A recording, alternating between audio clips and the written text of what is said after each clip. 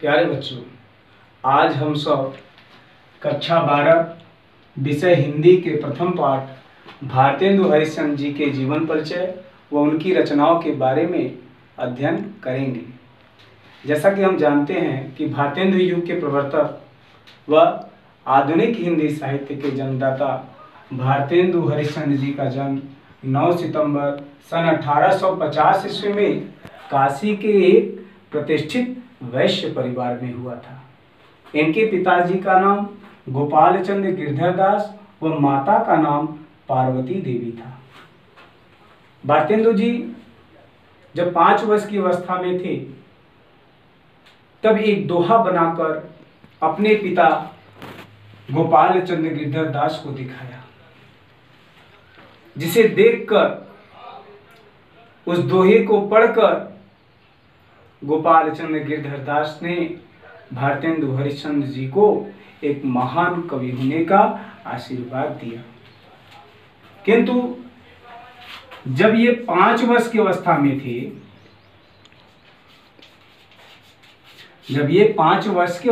थे, तब इनकी माता पार्वती देवी और जब ये 10 वर्ष की अवस्था में थे तब पिता गोपाल चंद्र गिरधर दास की मृत्यु हो गई। माता पिता की मृत्यु के कारण भारतेंदु जी की शिक्षा दीक्षा का समुचित प्रबंध न हो सका। तब इन्होंने वाराणसी के क्वींस कॉलेज में प्रवेश लिया, किंतु वहां भी उनका मन न लग सका। कॉलेज छोड़ने के बाद इन्होंने स्वाध्याय से हिंदी, अंग्रेजी, संस्कृत के अतिरिक्त मराठी, मारवाड़ी, पंजाबी, गुजराती, उर्दू आदि भाषाओं का अच्छा ज्ञान प्राप्त कर लिया था। जब ये 13 वर्ष की थी तब इनका विवाह काशी के रईस लाला गुलाब राय की पुत्री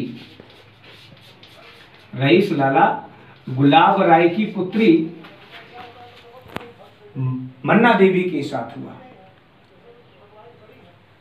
जिनसे 2 इनके पुत्र और एक पुत्री हुई। किंतु दोनों पुत्रों का बाल्यावस्था में ही देहांत हो गया। केवल एक पुत्री थी इनकी, जिनका नाम था विद्यावती, जो बड़े ही सुशिक्षिता थी।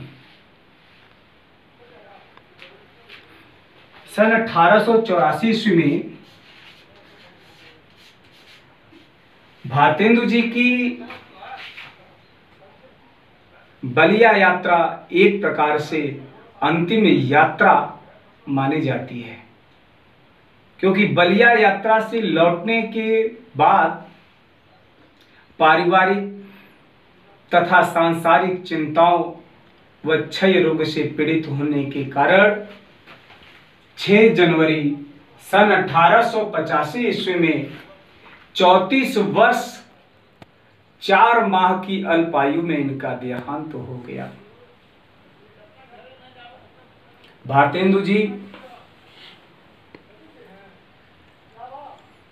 एक श्रेष्ठ साहित्यकार, नाटककार, निबंधकार, उपन्यासकार के रूप में भी जाने जाते हैं।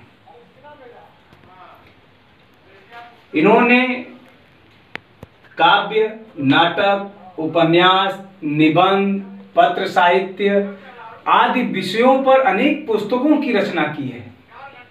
लगभग 165 ग्रंथों की रचना की है, जिनमें से कुछ रचना हम आपके सामने प्रस्तुत किए हुए हैं। उन रचनाओं में जैसे काव्य है तो काव्य में प्रेम माधुरी, प्रेम तरंग, प्रेम प्रलाप, प्रेम सरोवर, प्रेम फुलवारी आदि ऐसी बहुत सी काव्य रचनाएं हैं जो भक्ति और प्रेम पर आधारित हैं। नाटक नील देवी अंधेर नगरी, वैदिक हिंसा हिंसा न भवती, रत्नावली आदि ऐसे बहुत से इनके नाटक हैं। तथा इनके उपन्यास पूर्ण प्रकाश व चंद्र प्रभा 2 इनके सामाजिक उपन्यास हैं।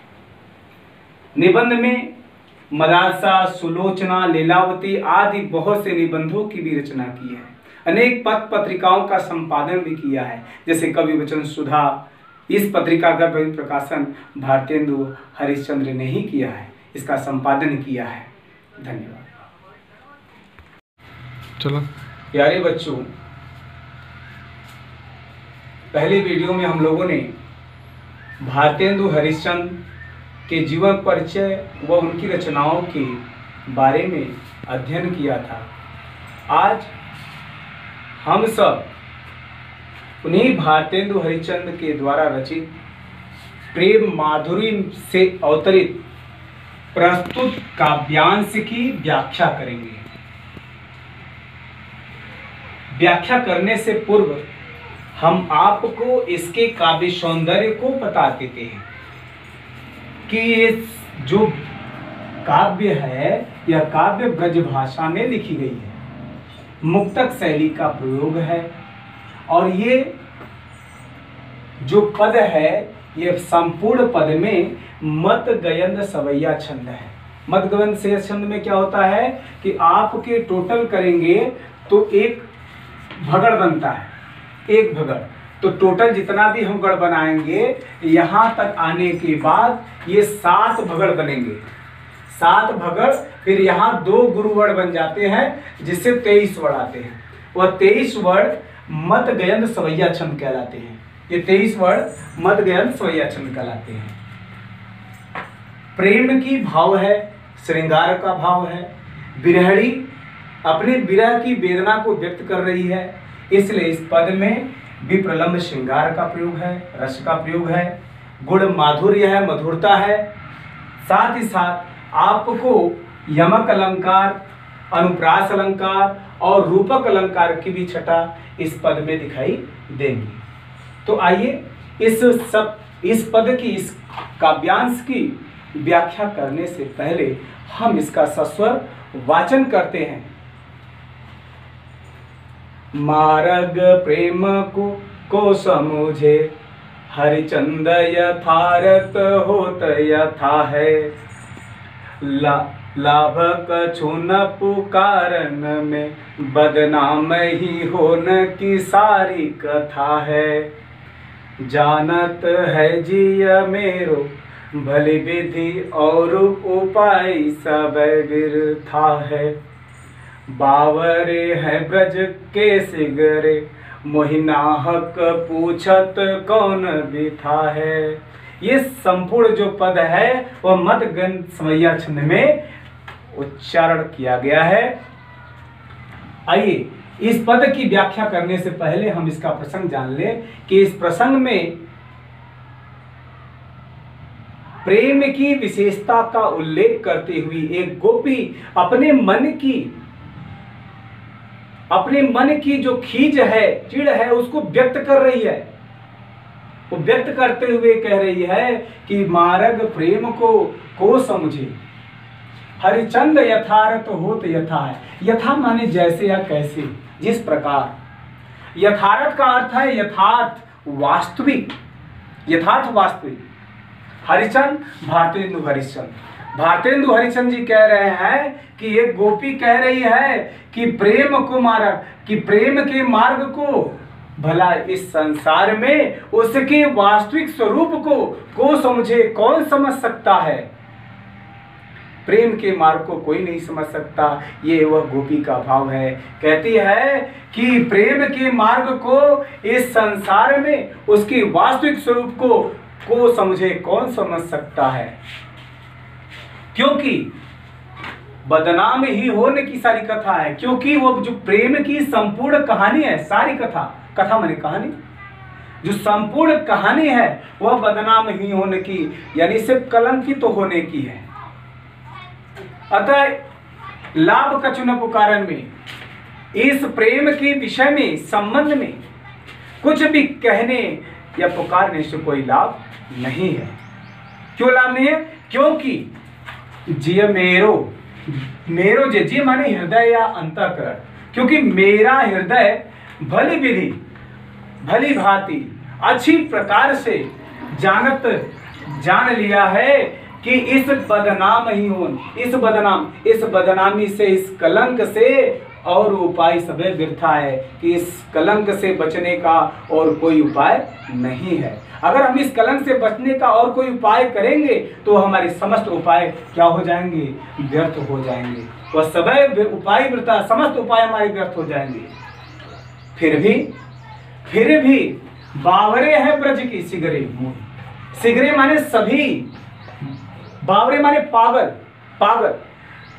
फिर भी सारी ब्रज के लोग, समस्त ब्रजवासी को देखकर ऐसा लगता है कि वो पागल हो गए। समस्त ब्रज के वासी को देखकर ऐसा लगता है कि पागल हो गए। क्यों? क्योंकि मोही माने मेरे प्रेमपूर्ण वियोग को जानते हुए भी, कि मुझ बिरहड़ी को प्रेम वियोग है, उस प्रेमपूर्ण वियोग को जानते हुए भी नाहक माने व्यर्थ या अकारण, व्यर्थ ही अकारण ही व्यथा मेरी पीड़ा का कारण बार बार पूछते हैं, बार बार जानना चाहते हैं। कि ब्रज के सभी लोगों को देखकर ऐसा लगता है कि वो पागल हो गए हैं, कि जो मेरे प्रेमपूर्ण वियोग को जानते हुए भी, किसे कौन सा रोग लगा है? एक बिरहड़ी को किसको रोग लगा है? प्रेम वियोग हुआ है। उस प्रेम वियोग को जानते हुए भी मेरी पीड़ा का कारण बार बार जानना चाहते हैं, वो भी अकारण। तो आशा करता हूं आप सभी को ये पद समझ में आया होगा। अगर नहीं आया होगा तो बार बार आप इसका ध्यान करेंगे तो जल्द आपको जल्दी समझ में आ जाएगी। प्रथम पद का अध्ययन करने के बाद आज हम दूसरे पद का अध्ययन करेंगे। रो कहीं जो तो अमंगल होए, और प्रेम नशे जो कहे पिय जाइए। जो कहे चाहु न तो प्रभुता जो, कछु न कहे तो स्नेह नशाइए। जो हरिचंद कहे तुमरे बिनु, जीहे न तो यह क्यों पतियाइए। तासो पयान समय तुमरे, हम का कहे आप हमें समझाइए। इस पद में अनुप्रास अलंकार दिखाई दे रही है। आइए इस पद की व्याख्या करने से पहले इसका प्रसंग जान ले। प्रस्तुत पद में नायिका परदेश गमन के लिए प्रस्थान करने वाले अपने पति से अपने हृदय के प्रेमा भाव को बड़ी चतुरतापूर्ण अभिव्यक्त करते हुए कह रही है कि हे प्रियतम, रो कहीं जो तो, यदि मैं आपको परदेश जाने से रो कहीं रोकती हूँ तो अमंगल होए, तो अमंगल होगा। क्यों अमंगल होगा? क्योंकि यह मान्यता है कि यात्रा के लिए प्रस्थान करने वाले व्यक्ति को रोकने टोकने से उसका अमंगल होता है। प्रेम नशे जो कहे पिए जाइए, यदि मैं कहूँ कि हे प्रिय जाओ, तो इससे मेरे प्रेम का नाश हो जाएगा। अर्थात आप ये समझेंगे कि मेरे हृदय में आपके लिए कोई प्रेम नहीं है। जो कहें यदि मैं इस समय कहती हूँ कि जाओ न, हे प्रिय मत जाओ, तो यह आप पर प्रभुता प्रदर्शित करने वाले आदेश के समान होगा। अर्थात आप ये समझेंगे कि मैं आप पर अपनी प्रभुता का प्रदर्शन कर रही हूँ। जो कुछ न कहे, यदि मैं कुछ न कहूँगी, यदि मैं कुछ न कहूँगी तो इससे मेरे प्रेम का नाश हो जाएगा। जो हरिचंद कहे, भारतेंदु हरिचंद जी कह रहे हैं कि वह गोपी कहती है कि कहे तुम्हारे बिनु कि हे प्रियतम, यदि मैं आपसे कहूँ कि तुम्हारे बिनु जीवन जी है न, तो यह क्यों पतियाइए कि मैं तुम्हारे बिना जीवित नहीं रह सकती, तो आपको इस पर विश्वास कैसे होगा। अतः तासो पयान समय, पयान माने प्रस्थान करते समय माने समय, हम का कहें आप हमें समझाइए, कि अब आप ही हमें समझाइए कि आपके प्रस्थान के समय हम आपसे क्या कहें। इस तरह नायिका ने अपने हृदय के प्रेमाभाव को बड़ी चतुराई से नायक के सामने प्रस्तुत कर दिया। जैसा कि बताया था, इस पद में शब्द शक्ति लक्षणा है,